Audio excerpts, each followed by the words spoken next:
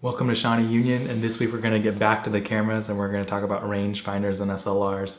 I brought this topic up and I wanted to address it because I've been working on my personal tattoo project, and I've kind of been changing which kind of cameras I've been using. So for a long time I've used SLRs, film SLRs, and now I'm slowly transitioning to rangefinders, and I'll talk about the positives and negatives of each one, and then also what do I think is best for someone starting photography and someone who knows what they want to do.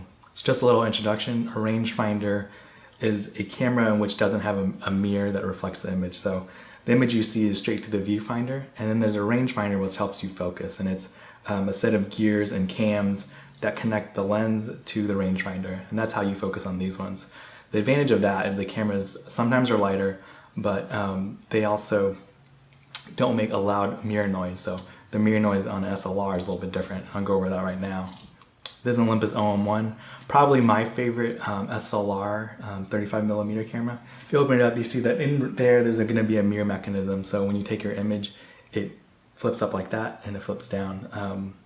The great thing is you actually see what you get. For me, the biggest difference between rangefinders and SLRs is lens availability. With an SLR, you have your mirror image, so the image coming from anything goes into the mirror and shoots up into a Fresnel screen, which allows you to see. That means you can use pretty much any type of lens for a body, and that's one of the big reasons why SLRs became more popular than rangefinders.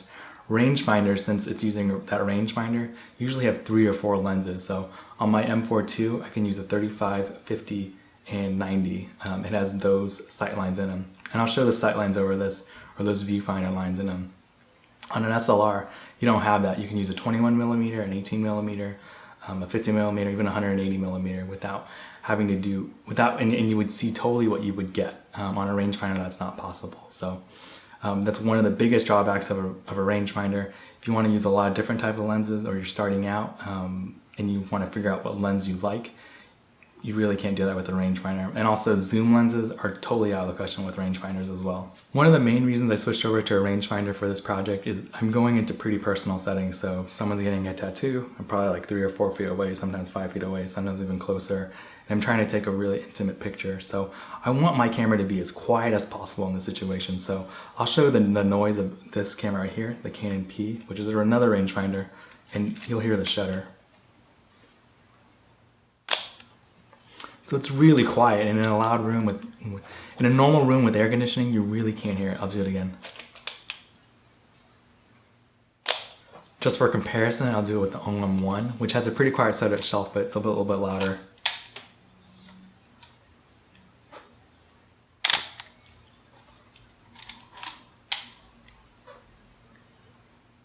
So since the mirror mechanism on SLR has to go up and down, you just get a little bit of a louder noise.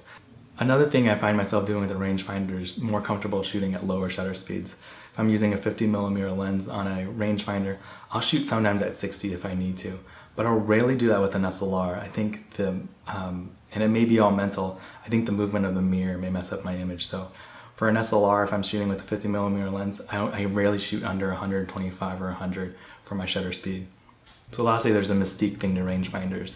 There's the Leicas of the world, there's the Zeiss Icons, and there's those Voigtlanders. And they're pretty famous for being extremely sharp and used by really famous photographers. So when you go out and shoot with them, you're going to get a little bit more attention with a rangefinder than you do with an SLR, in my opinion. So you get the most attention with like a TLR or a medium format camera, those by far. But when I have a rangefinder, I see a little bit more looks about what kind of camera is it, and especially if it's a Leica, so you just get a little bit more eyes on you when you are out shooting. So in conclusion, what am I using to do this project? I'm mainly using rangefinders because I know what focal length I want to use, 50mm. I want it to be extremely quiet, which rangefinders are, and there's just a little bit less for me to think with a rangefinder. Looking through the viewfinder, it's pretty simple, and I'm getting used to it, so it could just be that as well. But I tell people if they're getting into photography, you don't know which kind of lenses you want to get into yet, getting a zoom lens on an SLR is a good idea. You may see that you like to shoot at wide, or you like to shoot more at 55. Also, you're able to just use a lot more lenses, so you can figure out if you want to shoot sports photography with telephotos, and it's a little bit cheaper than doing it with the rangefinder. For people who have been using SLRs for a long time, I recommend you try a rangefinder. It's just usually you can get ones with 1 lenses, or you can get a system like a Leica body system. and you can try out, but you do have to limit the lenses you use. So both have their respective positives and negatives, but right now I'm just using Rangefinders. So hope you guys enjoyed that video. I will be back again next week doing some more other things. I'm trying to get the RB67 reviewed, but I'm also going to do a video on best rangefinders at certain prices. So there's a big conception that, or misconception that rangefinders are extremely expensive, but you can get some great ones for $50, and then I'll show the best ones at $100, and the best one under $200 and $500, and so on and so on. But rangefinders are pretty accessible to, you know, as accessible as SLRs. So hope you guys enjoyed that video, and I will be back again next week. Thank you. Bye. Oh, no dance. Well, that's not good.